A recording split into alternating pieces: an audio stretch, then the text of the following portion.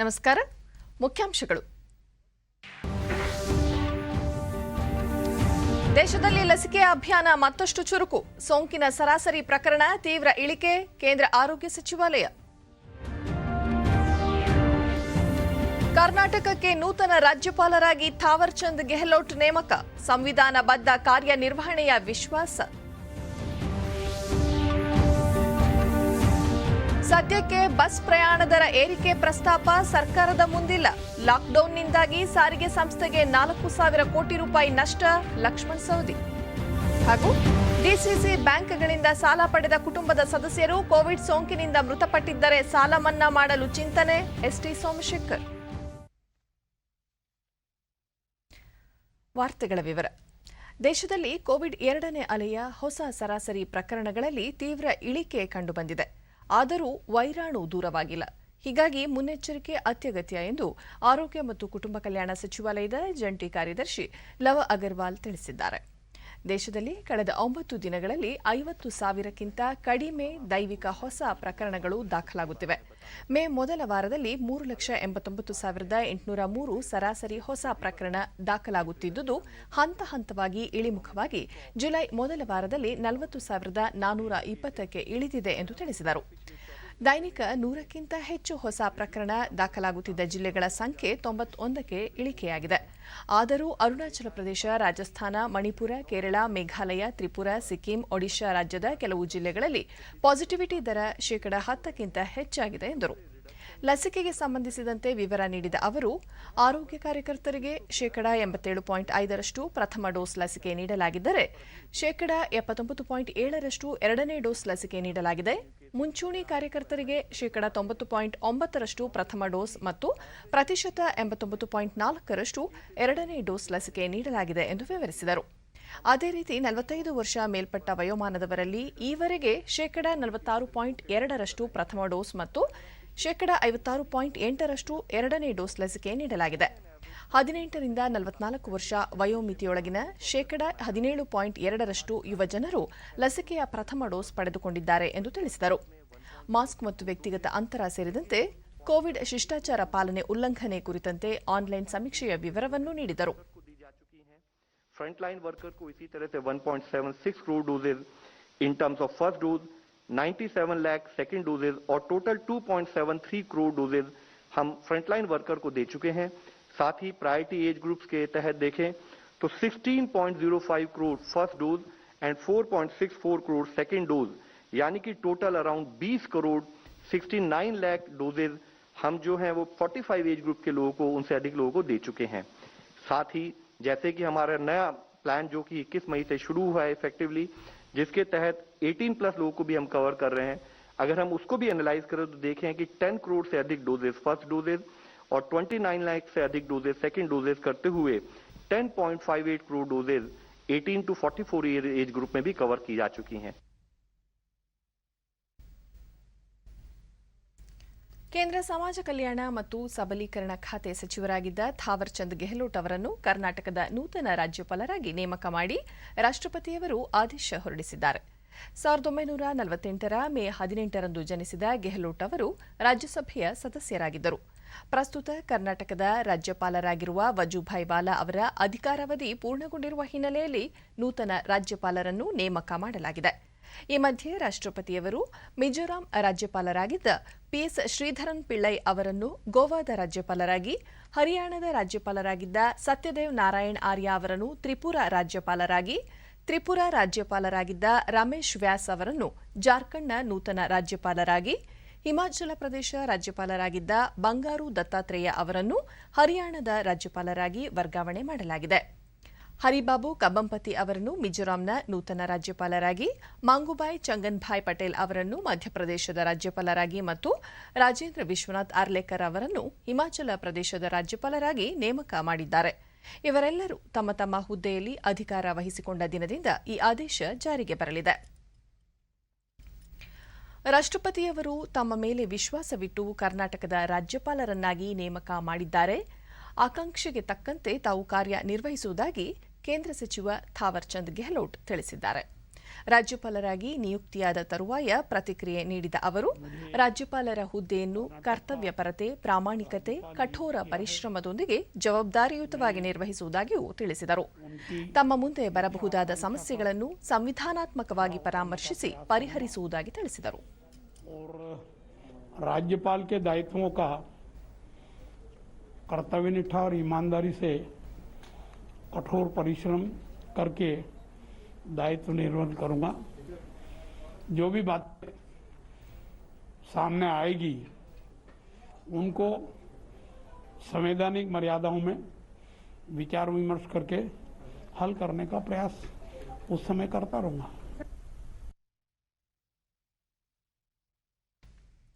ರಾಜ್ಯದ ನೂತನ ರಾಜ್ಯಪಾಲರಾಗಿ ಕೇಂದ್ರ ಸಚಿವ ಥಾವರ್ ಚಂದ್ ಗೆಹ್ಲೋಟ್ ನೇಮಕವಾಗಿದ್ದು, ಮುಖ್ಯಮಂತ್ರಿ ಬಿಎಸ್ ಯಡಿಯೂರಪ್ಪ ಸೇರಿದಂತೆ ಹಲವು ಗಣ್ಯರು ಅಭಿನಂದನೆ ಸಲ್ಲಿಸಿದ್ದಾರೆ. ಮುಖ್ಯಮಂತ್ರಿ ಯಡಿಯೂರಪ್ಪ ತಮ್ಮ ಟ್ವೀಟ್ನಲ್ಲಿ ಥಾವರ್ ಚಂದ್ ಗೆಹ್ಲೋಟ್ ಅವರು ಸಾರ್ವಜನಿಕ ಜೀವನದಲ್ಲಿ ಸುದೀರ್ಘ ಅನುಭವ ಮತ್ತು ಸಾಮಾಜಿಕ ನ್ಯಾಯದ ಬದ್ಧತೆಯುಳ್ಳವರು. ರಾಜ್ಯಪಾಲರಾಗಿ ನೇಮಕವಾಗಿರುವುದು ರಾಜ್ಯಕ್ಕೆ ಹೆಚ್ಚಿನ ಅನುಕೂಲವಾಗಲಿದೆ ಎಂದು ವಿಶ್ವಾಸ ವ್ಯಕ್ತಪಡಿಸಿದ್ದಾರೆ. ಇದೇ ವೇಳೆ ನಿರ್ಗಮಿತ ರಾಜ್ಯಪಾಲ ವಜುಭಾಯಿ ವಾಲಾ ಅವರಿಗೆ ಧನ್ಯವಾದ ಅರ್ಪಿಸುವುದಾಗಿ ತಿಳಿಸಿದರು. ಕೇಂದ್ರ ಸಂಸದೀಯ ವ್ಯವಹಾರಗಳ ಸಚಿವ ಪ್ರಹ್ಲಾದ್ ಜೋಶಿ ಅವರು ದೆಹಲಿಯಲ್ಲಿ ಥಾವರ್ ಚಂದ್ ಗೆಹ್ಲೋಟ್ ಅವರನ್ನು ಭೇಟಿ ಮಾಡಿ ಅಭಿನಂದನೆ ಸಲ್ಲಿಸಿದರು.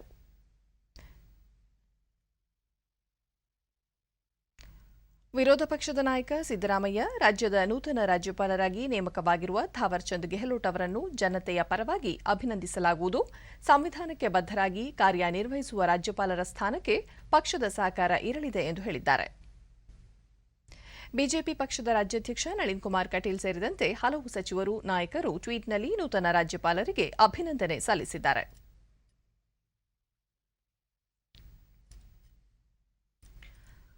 ಸಮಾಜ ಕಲ್ಯಾಣ ಇಲಾಖೆಯ ವತಿಯಿಂದ ವಿಧಾನಸೌಧದ ಆವರಣದಲ್ಲಿಂದು ಆಯೋಜಿಸಲಾಗಿದ್ದ ಮಾಜಿ ಉಪಪ್ರಧಾನಿ ಡಾ ಬಾಬು ಜಗಜೀವನ್ ರಾಮ್ ಅವರ 35ನೇ ಪುಣ್ಯತಿಥಿ ಅಂಗವಾಗಿ ಜಗಜೀವನ್ ರಾಮ್ ಅವರ ಭಾವಚಿತ್ರಕ್ಕೆ ಮುಖ್ಯಮಂತ್ರಿ ಬಿಎಸ್ ಯಡಿಯೂರಪ್ಪ ಮಾಲಾರ್ಪಣೆ ಮಾಡಿದರು.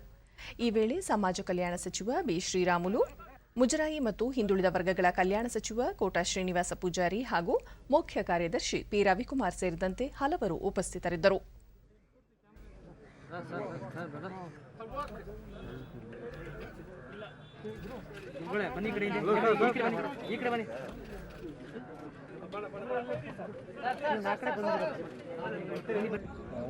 ಬಳಿಕ ಯಡಿಯೂರಪ್ಪ, ಜಗಜೀವನ್ ರಾಮ್ ಅವರು ಸಮಾಜ ಸೇವೆಯಲ್ಲಿ ತೊಡಗಿಸಿಕೊಂಡ ಅಪ್ರತಿಮ ನಾಯಕರು. ದೇಶದಲ್ಲಿ ತಲೆದೋರಿದ್ದ ಆಹಾರ ಸಮಸ್ಯೆಯನ್ನು ಹೋಗಲಾಡಿಸಿ ಹಸಿರು ಕ್ರಾಂತಿಗೆ ಕಾರಣರಾಗಿ ಆಹಾರ ಸ್ವಾವಲಂಬನೆಗೆ ದಾರಿ ತೋರಿದ್ದರು.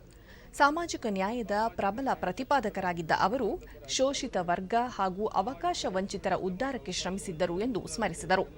ಯಾವುದೇ ಕಾರಣಕ್ಕೂ ಮೇಕೆದಾಟು ಯೋಜನೆಯನ್ನು ಸ್ಥಗಿತಗೊಳಿಸುವ ಪ್ರಶ್ನೆಯೇ ಇಲ್ಲ ಎಂದು ಸ್ಪಷ್ಟಪಡಿಸಿದ ಅವರು, ಕಾನೂನಿನ ಚೌಕಟ್ಟಿನ ಒಳಗೆ ಮೇಕೆದಾಟು ಯೋಜನೆಯನ್ನು ಕೈಗೆತ್ತಿಕೊಳ್ಳಲಾಗುವುದು. ಈ ಬಗ್ಗೆ ಯಾರಿಗೂ ಆತಂಕ, ಅನುಮಾನ ಬೇಡ ಎಂದು ತಿಳಿಸಿದರು. ಕಾರ್ಮಿಕ ಸಚಿವರಾಗಿ ಅನೇಕ ಕಾರ್ಮಿಕ ಸ್ನೇಹಿ ಕಾಯ್ದೆಗಳನ್ನು ಜಾರಿಗೆ ತಂದರು. ರೈಲ್ವೆ ಹಾಗೂ ರಕ್ಷಣಾ ಸಚಿವರಾಗಿ ಅವರು ದೇಶದ ಏಳಿಗೆಗೆ ನೀಡಿದ ಕೊಡುಗೆ ಅನನ್ಯವಾದಂಥದ್ದು. ಸಮಾನತೆಯ ಸಂದೇಶವನ್ನು ಸಾರಿ ಅನೇಕ ಪೀಳಿಗೆಗಳೊಂದಿಗೆ ತಮ್ಮ ರಾಜಕೀಯ ಬದುಕನ್ನು ಹಂಚಿಕೊಂಡ ಅವರು ಮಾನವೀಯತೆಯ ಪರಂಪರೆಯನ್ನು ಉಳಿಸಿದ್ದಾರೆ. ಮೈಸೂರಿನ ದೇವನೂರು ಬಡಾವಣೆಯಲ್ಲಿ ನೂತನವಾಗಿ ನಿರ್ಮಿಸಿರುವ ವಾಹನ ತಪಾಸಣಾ ಮತ್ತು ಪ್ರಮಾಣೀಕರಣ ಕೇಂದ್ರವನ್ನು ಉಪಮುಖ್ಯಮಂತ್ರಿ ಲಕ್ಷ್ಮಣ ಸವದಿ ಇಂದು ಉದ್ಘಾಟಿಸಿದರು. ಈ ವೇಳೆ ಸಹಕಾರ ಸಚಿವ ಎಸ್ಟಿ ಸೋಮಶೇಖರ್ ಸೇರಿದಂತೆ ಹಿರಿಯ ಅಧಿಕಾರಿಗಳು ಪಾಲ್ಗೊಂಡಿದ್ದರು.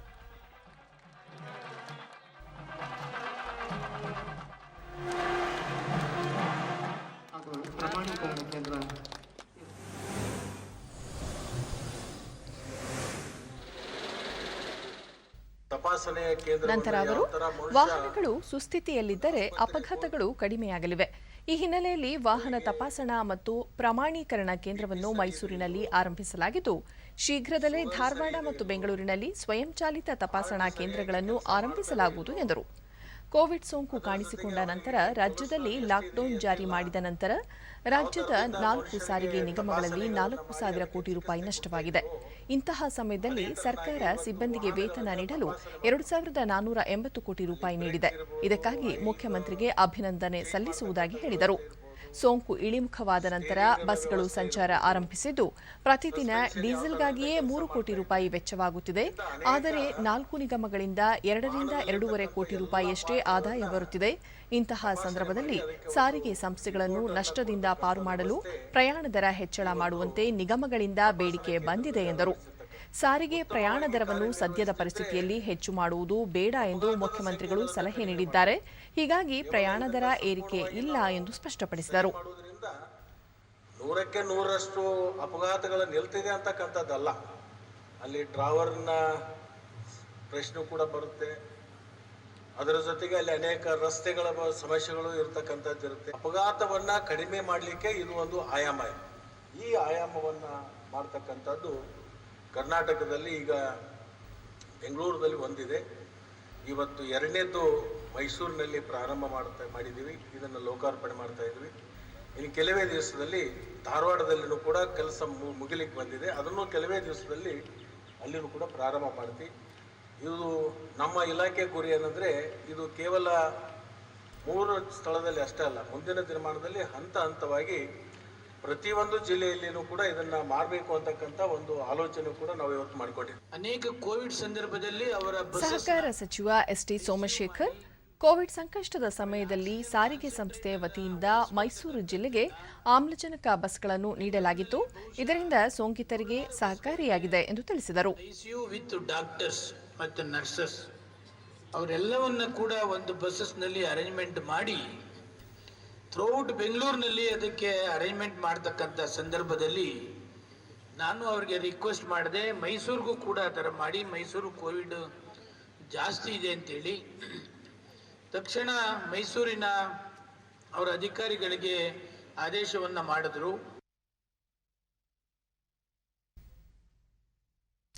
ಜಿಲ್ಲಾ ಸಹಕಾರ ಬ್ಯಾಂಕ್ಗಳು ಸಾಲ ಪಡೆದವರ ಕುಟುಂಬದವರು ಕೋವಿಡ್ ಸೋಂಕಿನಿಂದ ಮೃತಪಟ್ಟಿದ್ದರೆ ಅಂಥವರ ಸಾಲ ಮನ್ನಾ ಮಾಡುವ ಚಿಂತನೆಯನ್ನು ಮುಖ್ಯಮಂತ್ರಿ ಬಿಎಸ್ ಯಡಿಯೂರಪ್ಪ ವ್ಯಕ್ತಪಡಿಸಿದ್ದಾರೆ ಎಂದು ಸಹಕಾರ ಸಚಿವ ಎಸ್ಟಿ ಸೋಮಶೇಖರ್ ಮೈಸೂರಿನಲ್ಲಿಂದು ಹೇಳಿದ್ದಾರೆ.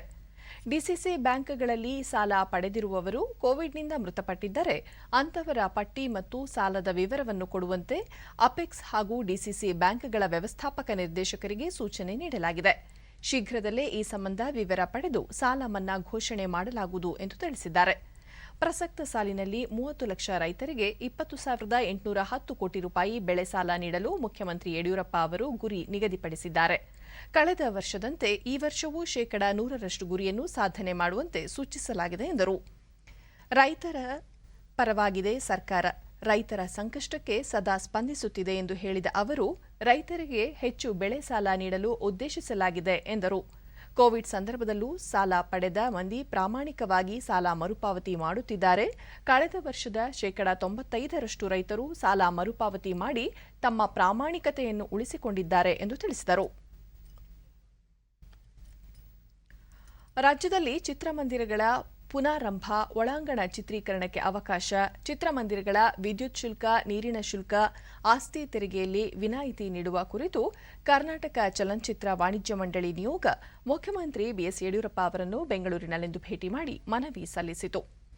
ನಿಯೋಗದಲ್ಲಿ ಮಂಡಳಿ ಅಧ್ಯಕ್ಷ ಡಿಆರ್ ದೇವರಾಜ್, ಉಪಾಧ್ಯಕ್ಷ ಉಮೇಶ್ ಬಣಕರ್, ಗೌರವ ಕಾರ್ಯಾಧ್ಯಕ್ಷ ಎನ್ಎಂ ಸುರೇಶ್, ಹಿರಿಯ ನಿರ್ದೇಶಕ ನಾಗಣ್ಣ, ಮಾಜಿ ಅಧ್ಯಕ್ಷ ಥಾಮಸ್ ಡಿಸೋಜ, ನಿರ್ಮಾಪಕರ ಸಂಘದ ಅಧ್ಯಕ್ಷ ಪ್ರವೀಣ್ ಕುಮಾರ್ ಹಾಗೂ ಈ ಸಂದರ್ಭದಲ್ಲಿ ಗೃಹ ಸಚಿವ ಬಸವರಾಜ ಬೊಮ್ಮಾಯಿ ಉಪಸ್ಥಿತರಿದ್ದರು. ಇದೇ ವೇಳೆ ನಿಯೋಗ ಕೋವಿಡ್ ಸಂಕಷ್ಟದ ಕಾಲದಲ್ಲಿ ಸಿನಿಮಾ ರಂಗದ ಮಂದಿಗೆ ಆರ್ಥಿಕ ಪರಿಹಾರ ಪ್ಯಾಕೇಜ್ ಪ್ರಕಟ ಹಾಗೂ ಲಸಿಕೆ ನೀಡಿದ ಹಿನ್ನೆಲೆಯಲ್ಲಿ ಮುಖ್ಯಮಂತ್ರಿ ಯಡಿಯೂರಪ್ಪ ಅವರಿಗೆ ಅಭಿನಂದನೆ ಸಲ್ಲಿಸಿತು.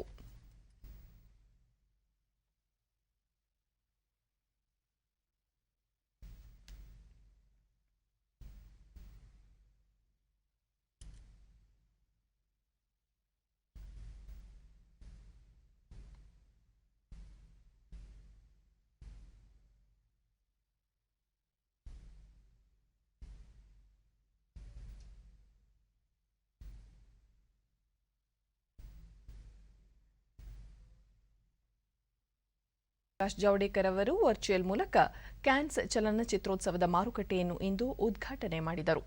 ನಂತರ ಅವರು ಕ್ಯಾನ್ಸ್ ಚಿತ್ರೋತ್ಸವ ಸೃಜನಶೀಲತೆ ಮತ್ತು ಪ್ರತಿಭೆಯ ಹಬ್ಬವಾಗಿದೆ, ಜೊತೆಗೆ ಇದು ವ್ಯಾಪಾರದ ತಾಣವೂ ಆಗಿದೆ ಎಂದು ಅಭಿಪ್ರಾಯಪಟ್ಟರು. ವಿಶ್ವ ಸಿನಿಮಾಗೆ ಭಾರತದ ಕೊಡುಗೆಯೂ ಈಗ ಹೆಚ್ಚಾಗುತ್ತಿದೆ ಎಂದ ಅವರು, Lion King, Jungle Book, Avatar, Life of Pi ಸೇರಿದಂತೆ ಹಲವು ಜನಪ್ರಿಯ ಹಾಲಿವುಡ್ ಚಿತ್ರಗಳ ಅನಿಮೇಷನ್ ವಿಎಫ್ಎಕ್ಸ್ ಭಾರತದಲ್ಲಿ ಆಗುತ್ತಿದೆ ಎಂದರು. ವಿಶ್ವದ ಹಲವು ಚಿತ್ರಗಳು ಭಾರತದ 500ಕ್ಕೂ ಹೆಚ್ಚು ತಾಣಗಳಲ್ಲಿ ಸಿದ್ಧವಾಗಿವೆ. ಸರ್ಕಾರ ಈಗ ಇದಕ್ಕೆ ಅನುಕೂಲ ಕಲ್ಪಿಸಲು ಕಚೇರಿಯನ್ನು ತೆರೆದಿದ್ದು, ಇದು ಎಲ್ಲ ಅನುಮತಿಗಳು ಒಂದೇ ಬಾರಿ ದೊರಕುವುದನ್ನು ಖಾತ್ರಿಪಡಿಸುತ್ತದೆ ಎಂದರು. ಕೊರೋನಾ ಸಾಂಕ್ರಾಮಿಕದಿಂದ ಇದು 2ನೇ ಬಾರಿ ಎಲ್ಲರೂ ವರ್ಚುವಲ್ ಪೆವಿಲಿಯನ್ಗಳನ್ನು ತೆರೆದಿದ್ದಾರೆ. ಆದರೆ ವ್ಯಾಪಾರ ವಾಸ್ತವವಾಗಿದೆ. ಇದರ ರಚನಾತ್ಮಕತೆ, ಇದರ ಪ್ರತಿಭೆ, ತಂತ್ರಜ್ಞಾನ ವಾಸ್ತವವಾಗಿದ್ದು ಭಾರತವೂ ಉತ್ತಮವಾದುದನ್ನು ನೀಡಿದೆ ಎಂದರು. ವಿಶ್ವದ ಪ್ರತಿಷ್ಠಿತ ಚಲನಚಿತ್ರೋತ್ಸವ July 17ರಂದು ಕೊನೆಗೊಳ್ಳಲಿದೆ. Its talent, its technology, and its business. And India offers the best. As you know, many world films are now getting filmed in India. We have exotic and exciting for more than 500 sites. And we have now opened up facilitation office which guarantees that all permissions are given in one go. Lots of popular Hollywood movies have got their VFX animation work done in India. Just to name few, Lion King, Jungle Book, Life of Pi, X-Men, Avatar. So all popular films, practically. Now India's contribution to these world films is also increasing.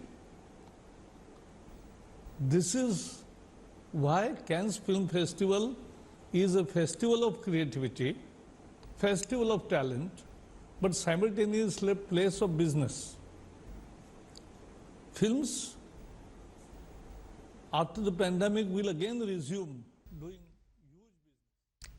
ಕೇಂದ್ರೀಯ ಪ್ರೌಢ ಶಿಕ್ಷಣ ಪರೀಕ್ಷಾ ಮಂಡಳಿ CBSE 2021-22ನೇ ಸಾಲಿನ 10 ಮತ್ತು 12ನೇ ತರಗತಿಗಳಿಗೆ ವಿಶೇಷ ಮೌಲ್ಯಮಾಪನ ವ್ಯವಸ್ಥೆಯನ್ನು ಪ್ರಕಟಿಸಿದೆ. 2 ತರಗತಿಗಳನ್ನು ವರ್ಷಕ್ಕೆ 2 ಅವಧಿಯಂತೆ ವಿಭಾಗಿಸಲಾಗಿದೆ. ಒಂದೇ ತರಗತಿಗೆ 2 ಅವಧಿಯಲ್ಲಿ ಮೌಲ್ಯಮಾಪನ ನಡೆಯಲಿದೆ. ಕೋವಿಡ್ ಸಾಂಕ್ರಾಮಿಕ ಕಾರಣದಿಂದ ಈ ಕ್ರಮ ಕೈಗೊಳ್ಳಲಾಗಿದೆ ಎಂದು ಸಿಬಿಎಸ್ಇ ತಿಳಿಸಿದೆ. ಇಡೀ ವರ್ಷದ ಪಠ್ಯಕ್ರಮವನ್ನು ಒಂದು ಅವಧಿಗೆ 50%ರಂತೆ ವಿಭಾಗಿಸಲಾಗಿದೆ. ಪ್ರತಿ ಅವಧಿಯ ಅಂತ್ಯದಲ್ಲಿ ಮೌಲ್ಯಮಾಪನ ನಡೆಯಲಿದೆ. ಆಂತರಿಕ ಮೌಲ್ಯಮಾಪನ, ಪ್ರಾಯೋಗಿಕ ಪರೀಕ್ಷೆ, ಪ್ರಾಯೋಗಿಕ ಯೋಜನೆಗಳಿಗೆ ಆದ್ಯತೆ ನೀಡಲಾಗುತ್ತಿದೆ. ಜಾರಿಯಲ್ಲಿರುವ ಮಾರ್ಗಸೂಚಿಯನ್ವಯ ಅಂಕಗಳನ್ನು ನೀಡಲಾಗುತ್ತದೆ ಎಂದು ಸಿಬಿಎಸ್ಇ ತಿಳಿಸಿದೆ.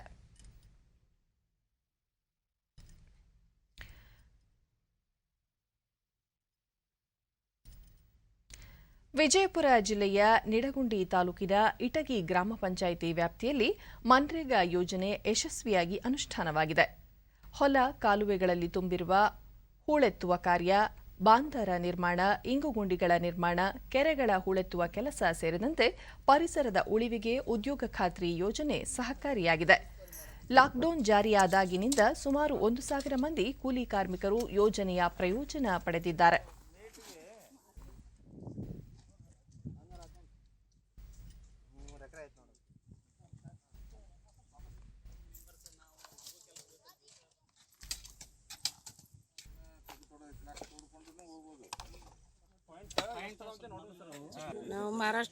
ಕೂಲಿ ಕಾರ್ಮಿಕರಾದ ಸಕ್ಕುಬಾಯಿ, ಉದ್ಯೋಗ ಖಾತ್ರಿ ಯೋಜನೆಯಡಿ ಕೆಲಸ ಸಿಕ್ಕಿದೆ, ಇದರಿಂದ ಜೀವನ ನಿರ್ವಹಣೆಗೆ ಸಹಕಾರಿಯಾಗಿದೆ ಎಂದರು.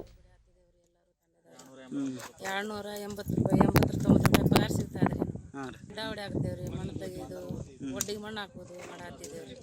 ಪಗಾರ 280 ಎಷ್ಟು 300 ರೂಪಾಯಿ ಪಗಾರ ಕೊಡ್ತಾರೆ. ಇಲ್ಲಿ ಒಡ್ಡಿನ ಕೆಲಸ ಮಾಡಿಸ್ತಾರೆ ರೀ. ಇದು ಪಂಚಾಯತಿ ಒಳಗೆಲ್ಲ ಕೆಲಸ ಮಾಡ್ಸಕತ್ತಾರೆ. ಅಲ್ಲಿ ಬರಾತಿದ್ದೇವ್ರಿ ಕೆಲಸ. ಒಂದು ತಿಂಗಳು 25 ದಿವಸ ಆಗಿರ್ಬೇಕ್ರಿ ಬರಾಕತ್ತೀರಿ. ನಮ್ಮ ಈಗ ನರೇಗಾದೊಳಗೆ ಗ್ರಾಮ ಪಂಚಾಯಿತಿ ಸದಸ್ಯ ಕಾಂತು ಚೌಹಾಣ್ ಗ್ರಾಮ ಪಂಚಾಯಿತಿ ವ್ಯಾಪ್ತಿಯಲ್ಲಿ ಕೆಲಸ ನೀಡಿರುವುದರಿಂದ ಈ ಭಾಗದ ಜನರಿಗೆ ಅನುಕೂಲವಾಗಿದೆ ಎಂದರು. ಮಹಾರಾಷ್ಟ್ರ ಗೋಳೆ ಹೋಗ್ತಿದ್ರು. ಈ ಲಾಕ್ಡೌನ್ ಸಲುವಾಗಂತ ಇಲ್ಲೆಲ್ಲರಿಗೆ ನಾವು ಅವ್ರಿಗೆ ಕೆಲಸ ಕೊಟ್ಟಿವಿ ಮತ್ತು ಅವರು ಯಾವುದೇ ಇದು ಇದ್ರೂ ಎಲ್ಲರೂ ಅಂತರ ಲಾಕ್ಡೌನ್ ಸಲುವಾಗ ಇದು ಕೊರೋನಾ ಸಲುವಾಗ ಅಂತರ ಮಾಸ್ಕ್ ಇದು ಮಾಡ್ಕೊಂಡು ಅಂತರ ಕಾಪಾಡ್ಕೊಂಡು ಕೆಲಸ ಮಾಡಾಕ್ತೇವೆ. ಚೆಕ್ ಡ್ಯಾಮ್ ತೆಗೆಯೋದು, ಆನಂತರ ರೈತರ ಬದು ನಿರ್ಮಾಣ ಮಾಡೋದು, ಆನಂತರ ಎಲ್ಲರೂ ತಮ್ಮ ಗ್ರಾಮ ಪಂಚಾಯತ್ ಒಳಗೆ ಯಾವುದೇ ಕೆಲಸ ಬಂದರೂ ನಾವು ಅವ್ರಿಗೆ ಕೊಟ್ಟು ಕೆಲಸ ಮಾಡ್ತೀವಿ. ನಮ್ಮ ಜಿಲ್ಲೆಯಲ್ಲಿ ಇದುವರೆಗೆ ಜಿಲ್ಲಾ ಪಂಚಾಯತ್ ಮುಖ್ಯ ಕಾರ್ಯನಿರ್ವಾಹಕ ಅಧಿಕಾರಿ ಗೋವಿಂದ ರೆಡ್ಡಿ ಕೆಲಸ ಅರಸಿ ವಲಸೆ ಹೋಗಿದ್ದ ಕೂಲಿ ಕಾರ್ಮಿಕರು ಲಾಕ್ಡೌನ್ ಹಿನ್ನೆಲೆಯಲ್ಲಿ ಮರಳಿ ಗ್ರಾಮಗಳಿಗೆ ವಾಪಸ್ಸಾಗಿದ್ದಾರೆ. ಅವರಿಗೆ ಮನ್ರೇಗಾ ಅಡಿ ಗ್ರಾಮ ಪಂಚಾಯಿತಿಗಳಲ್ಲಿ ನೋಂದಾಯಿಸಿಕೊಂಡವರಿಗೆ ಕೆಲಸ ನೀಡಲಾಗುತ್ತಿದೆ ಎಂದರು. ನಮ್ಮ ಉದ್ಯೋಗ ಖಾತ್ರಿಯ ಜನರಿಗೆ ಉದ್ಯೋಗವನ್ನು ನೀಡಿ ಯಶಸ್ವಿಯಾಗಿ ಜನರಿಗೆ ಕೆಲಸವನ್ನು ಕೊಟ್ಟಿದೆ. ಸಿಂದಗಿಯಲ್ಲಿ ಈ ಸಲ ಟ್ಯಾಂಕರ್ ಸಪ್ಲೈ ಯಾವ ಆಗಲಿಲ್ಲ. ಯಾಕೆ ಕಾರಣ ಅಂದರೆ ಚೆಕ್ ಡ್ಯಾಮ್ಗಳಲ್ಲಿ ಜಾಸ್ತಿ ನೀರು ನಿಂತು ನಮ್ಮದು ಅಂತರ್ಜಲ ವೃದ್ಧಿ ಆಗಿದ್ದು ಅದು ಮುಖ್ಯ ಕಾರಣ. ಸೊ ಈ ಅಂತರ್ಜಲ ವೃದ್ಧಿಗೆ ನಮ್ಮ ಈ ನ್ಯಾಷನಲ್ ರಿಸೋರ್ಸ್ ಮ್ಯಾನೇಜ್ಮೆಂಟ್ ವರ್ಕ್ಸ್ ಅಂದರೆ ಈ ಲೇಬರ್ ಓರಿಯೆಂಟೆಡ್ ವರ್ಕ್ಸ್. ಕೊರೋನಾ ಸಂಭವನೀಯ 3ನೇ ಅಲೆ ಮಕ್ಕಳ ಮೇಲೆ ಪರಿಣಾಮ ಬೀರುವ ಸಾಧ್ಯತೆ ಹಿನ್ನೆಲೆಯಲ್ಲಿ ರಾಮನಗರ ಜಿಲ್ಲೆಯ ಮಾಗಡಿ ತಾಲೂಕಿನ ಯಲ್ಲಾಪುರದ ಮೊರಾರ್ಜಿ ದೇಸಾಯಿ ವಸತಿ ಶಾಲೆಯಲ್ಲಿ ಮಕ್ಕಳ ಆರೈಕೆ ಕೇಂದ್ರ ತೆರೆಯಲು ಸಿದ್ಧತೆ ನಡೆಸಲಾಗಿದೆ. ಜಿಲ್ಲೆಯ ಪ್ರಥಮ ಮಕ್ಕಳ ಕೋವಿಡ್ ಸೆಂಟರ್ ಇದಾಗಿದೆ.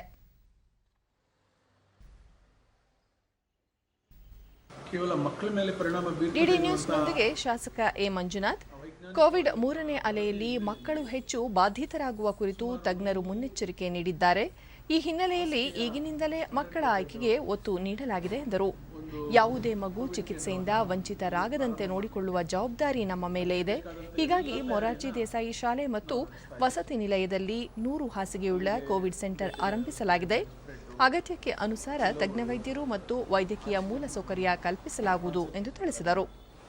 ಮತ್ತು ಅಲ್ಲಿ ಊಟ ತಿಂಡಿ ವ್ಯವಸ್ಥೆ, ಮಕ್ಕಳಿಗೆ ಜೊತೆಯಲ್ಲಿ ಪೇರೆಂಟ್ಸ್ ಬಂದರೆ ತಂದೆ ಇರ್ಬೋದು ತಾಯಿ ಇರ್ಬೋದು ಅವರು ಅಲ್ಲಿ ಉಳ್ಕೊಳ್ಳಿಕ್ಕೆ ವ್ಯವಸ್ಥೆ ಎಲ್ಲವೂ ಕೂಡ ಸುಸಜ್ಜಿತವಾಗಿ ಮಾಡೋದು. ಮತ್ತು ಅಲ್ಲಿ ಮಕ್ಕಳ ವೈದ್ಯರನ್ನು ಅಂದರೆ ಮಕ್ಕಳ ತಜ್ಞರು ಅಂತ ನಾವೇನು ಕರಿತೇವೆ, ಪೀಡಿಯಾಟ್ರಿಷಿಯನ್ ಅಂತ, ಅವರನ್ನು ಇಡೀ ಜಿಲ್ಲೆಯಲ್ಲಿ ನಮಗೆ ಏನೇನು ಅವಶ್ಯಕತೆ ಇದೆ ಎಲ್ಲರನ್ನೂ ಕೂಡ ಸೇರಿಸುವಂಥದ್ದು. ವೈದ್ಯಾಧಿಕಾರಿ ಡಾ ಸತೀಶ್ ಸಂಭವನೀಯ 3ನೇ ಅಲೆ ಎದುರಿಸಲು ಸಜ್ಜುಗೊಂಡಿರುವುದಾಗಿ ತಿಳಿಸಿದರು.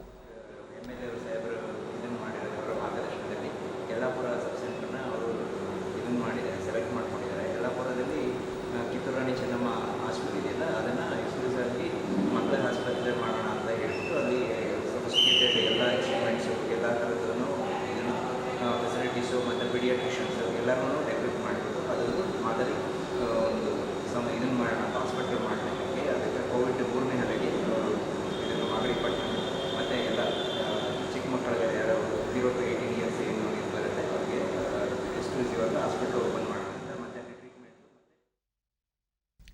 ದೇಶದಲ್ಲಿ ಕಳೆದ 24 ಗಂಟೆಗಳಲ್ಲಿ 34,703 ಹೊಸ ಕೊರೋನಾ ಸೋಂಕು ಪ್ರಕರಣಗಳು ದಾಖಲಾಗಿದ್ದು, ಒಟ್ಟು ಸೋಂಕು ಪ್ರಕರಣಗಳ ಸಂಖ್ಯೆ 3,06,19,932ಕ್ಕೆ ತಲುಪಿದೆ.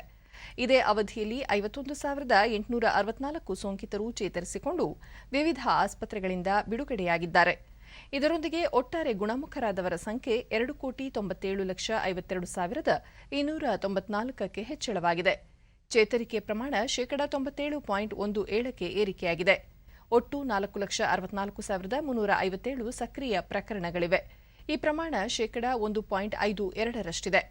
ಇದೇ ಅವಧಿಯಲ್ಲಿ 553 ಮಂದಿ ಕೊರೋನಾದಿಂದ ಮೃತಪಟ್ಟಿದ್ದು, ಇದರೊಂದಿಗೆ ಒಟ್ಟಾರೆ 4,03,281 ಮಂದಿ ಸಾವಿಗೀಡಾದಂತಾಗಿದೆ.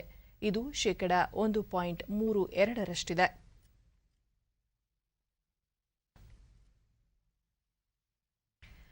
ಟೆಲಿಲಾ ಸೇವೆಯಿಂದ ಈವರೆಗೆ 9 ಲಕ್ಷ ಜನರಿಗೆ ಪ್ರಯೋಜನ ದೊರೆತಿದ್ದು, ಈ ಸೇವೆ ಇನ್ನೂ ಹೆಚ್ಚು ವಿಸ್ತಾರವಾಗಬೇಕಾಗಿದೆ ಎಂದು ಕೇಂದ್ರ ಕಾನೂನು ಸಚಿವ ರವಿಶಂಕರ್ ಪ್ರಸಾದ್ ಅಭಿಪ್ರಾಯಪಟ್ಟಿದ್ದಾರೆ.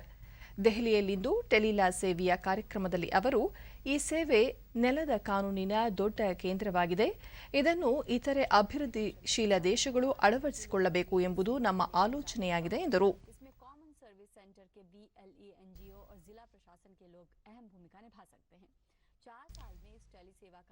ಈ ಸೇವೆಯ ಬಗ್ಗೆ ಸಾರ್ವಜನಿಕರಿಗೆ ಹೆಚ್ಚಿನ ಅರಿವು ಮೂಡಿಸುವುದು ಹೇಗೆ, ಇದರಲ್ಲಿ ಸಾಮಾನ್ಯ ಸೇವಾ ಕೇಂದ್ರಗಳು, ಜಿಲ್ಲಾಡಳಿತದ ಸಿಬ್ಬಂದಿ, ಸ್ವಯಂ ಸೇವಾ ಸಂಸ್ಥೆಗಳು, ವಕೀಲರು ಪ್ರಮುಖ ಪಾತ್ರ ವಹಿಸುವಂತೆ ಹೇಗೆ ಮಾಡಬಹುದು ಎಂಬ ಬಗ್ಗೆ ಚಿಂತನೆ ನಡೆದಿದೆ ಎಂದು ತಿಳಿಸಿದರು. रूल ऑफ लॉ का एक बड़ा सेंटर बने वर्ल्ड के लिए लेवल पर और कैसे मजबूत कर सकते हैं, क्या डिस्ट्रिक्ट एडमिनिस्ट्रेशन से कुछ कोऑर्डिनेशन कर सकते हैं, क्या एनजीओ को यूज कर सकते हैं, क्या जो वकील लोग हैं उनको बताना चाहिए कि अब आपके लिए एक बड़ा सा प्लेटफॉर्म खुला हुआ है, आइए आप भी गरीब लोगों को कानूनी सहायता दीजिए.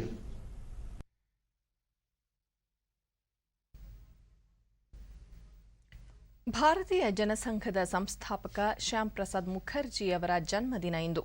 ಇದರ ಅಂಗವಾಗಿ ಉಪರಾಷ್ಟ್ರಪತಿ ಎಂ ವೆಂಕಯ್ಯನಾಯ್ಡು, ಪ್ರಧಾನಿ ನರೇಂದ್ರ ಮೋದಿ ಸೇರಿದಂತೆ ಹಲವರು ಮುಖರ್ಜಿ ಅವರ ಸೇವೆಯನ್ನು ಸ್ಮರಿಸಿದ್ದಾರೆ. ಎಂ ವೆಂಕಯ್ಯನಾಯ್ಡು ದೂರದೃಷ್ಟಿ ರಾಜಕಾರಣಿ ಮತ್ತು ಧರ್ಮನಿಷ್ಠ ದೇಶಭಕ್ತರಾಗಿದ್ದ ಶ್ಯಾಮ್ ಪ್ರಸಾದ್ ಮುಖರ್ಜಿ ಅವರು ಮಾನವೀಯ ಮತ್ತು ಎಲ್ಲಕ್ಕಿಂತ ಹೆಚ್ಚಾಗಿ ರಾಷ್ಟ್ರೀಯ ಏಕತೆ ಮತ್ತು ಸಮಗ್ರತೆಯ ಪ್ರಚಾರಕರಾಗಿದ್ದರು ಎಂದು ತಮ್ಮ ಟ್ವೀಟ್ ಸಂದೇಶದಲ್ಲಿ ತಿಳಿಸಿದ್ದಾರೆ.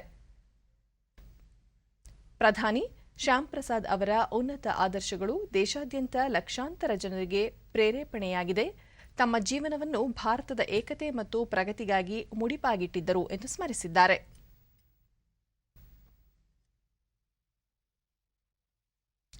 ಜೂನ್ 21ರಲ್ಲಿ ಸಂಗ್ರಹಿಸಲಾದ ಒಟ್ಟು ಸರಕು ಮತ್ತು ಸೇವಾ ತೆರಿಗೆಯ ಮೊತ್ತ 92,849 ಕೋಟಿ ರೂಪಾಯಿಗಳಾಗಿದ್ದು, ಜಿಎಸ್ಟಿ ಆದಾಯ ಕಳೆದ ವರ್ಷದ ಇದೇ ಅವಧಿಗೆ ಹೋಲಿಸಿದರೆ ಶೇಕಡ 2% ಹೆಚ್ಚಾಗಿದೆ ಎಂದು ಕೇಂದ್ರ ಹಣಕಾಸು ಸಚಿವಾಲಯ ತಿಳಿಸಿದೆ.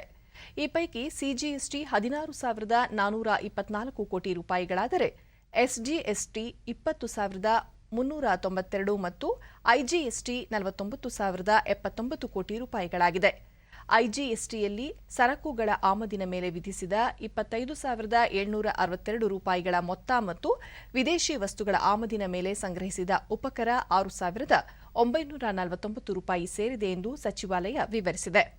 ಮೇಲಿನ ಎಲ್ಲ ಜಿಎಸ್ಟಿ ಸಂಗ್ರಹಣೆ ಜೂನ್ 5ರಿಂದ ಜುಲೈ 5ರ ನಡುವೆ ಸಂಗ್ರಹಣೆ ಮಾಡಿರುವುದಾಗಿದೆ. ತೆರಿಗೆದಾರರಿಗೆ ಸಾಕಷ್ಟು ವಿನಾಯಿತಿ, ಪರಿಹಾರ ಒದಗಿಸಿದ್ದಾಗ್ಯೂ ಕೋವಿಡ್ ಸಾಂಕ್ರಾಮಿಕದ 2ನೇ ಅಲೆಯ ಪ್ರಭಾವದ ನಡುವೆಯೂ ಉತ್ತಮ ವಹಿವಾಟಿಗೆ ಇದು ಸಾಕ್ಷಿಯಾಗಿದೆ.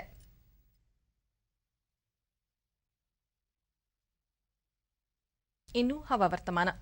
ರಾಜ್ಯಾದ್ಯಂತ ನೈಋತ್ಯ ಮುಂಗಾರು ಸಾಮಾನ್ಯವಾಗಿತ್ತು.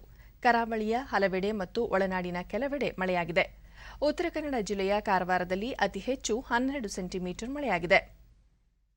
ಉಳಿದಂತೆ ಲಕ್ಷೇಶ್ವರ 9, ಮಳವಳ್ಳಿ 8, ಬೆಂಗಳೂರು 6, ಗೋಕರ್ಣ ಭಟ್ಕಳ 5, ಹೊನ್ನಾವರ, ಕದ್ರಾ, ಪಾಂಡವಪುರ, ನಂಜನಗೂಡು, ಮೈಸೂರು 3, ಮಂಕಿ, ಚಿಂಚೋಳಿ, ಸೇಡಂ, ಶ್ರೀರಂಗಪಟ್ಟಣ, ಹುಮ್ನಾಬಾದ್, ಕನಕಪುರ, ದಾವಣಗೆರೆಯಲ್ಲಿ 2 ಸೆಂಟಿಮೀಟರ್ ಮಳೆಯಾಗಿದೆ. ಮುನ್ಸೂಚನೆಯಂತೆ ಮುಂದಿನ 24 ಗಂಟೆಗಳಲ್ಲಿ ರಾಜ್ಯಾದ್ಯಂತ ಗುಡುಗು ಸಹಿತ ಮಳೆಯಾಗುವ ಸಾಧ್ಯತೆ. ಬೆಂಗಳೂರು ಸುತ್ತಮುತ್ತ ಸಾಮಾನ್ಯ ಮೋಡ ಕವಿದ ವಾತಾವರಣ, ಗುಡುಗು ಸಹಿತ ಮಳೆ ಸಾಧ್ಯತೆ. ಗರಿಷ್ಠ 30, ಕನಿಷ್ಠ 20 ಡಿಗ್ರಿ ಸೆಲ್ಸಿಯಸ್ ತಾಪಮಾನ ದಾಖಲಾಗುವ ನಿರೀಕ್ಷೆ ಇದೆ.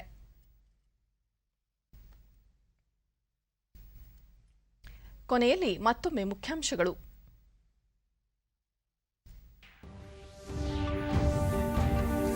ದೇಶದಲ್ಲಿ ಲಸಿಕೆ ಅಭಿಯಾನ ಮತ್ತಷ್ಟು ಚುರುಕು. ಸೋಂಕಿನ ಸರಾಸರಿ ಪ್ರಕರಣ ತೀವ್ರ ಇಳಿಕೆ. ಕೇಂದ್ರ ಆರೋಗ್ಯ ಸಚಿವಾಲಯ.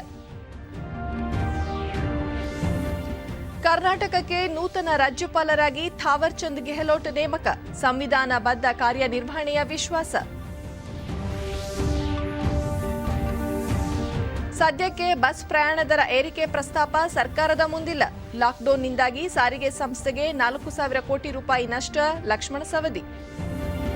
ಹಾಗೂ ಡಿಸಿಸಿ ಬ್ಯಾಂಕ್ಗಳಿಂದ ಸಾಲ ಪಡೆದ ಕುಟುಂಬದ ಸದಸ್ಯರು ಕೋವಿಡ್ ಸೋಂಕಿನಿಂದ ಮೃತಪಟ್ಟಿದ್ದರೆ ಸಾಲ ಮನ್ನಾ ಮಾಡಲು ಚಿಂತನೆ. ಎಸ್ಟಿ ಸೋಮಶೇಖರ್. ನಮ್ಮ ವಾರ್ತಾ ಪ್ರಸಾರವನ್ನು ನೀವು ಡಿಡಿ ಚಂದನ ನ್ಯೂಸ್ ಯೂಟ್ಯೂಬ್ ಚಾನೆಲ್ನಲ್ಲೂ ವೀಕ್ಷಿಸಬಹುದು. ವೀಕ್ಷಕರೇ, ನಾನು ಈಗ ಸ್ಟುಡಿಯೋದಿಂದ ತೆರಳುತ್ತಿರುವ ಕಾರಣ ಮಾಸ್ಕ್ ಧರಿಸುತ್ತಿದ್ದೇನೆ.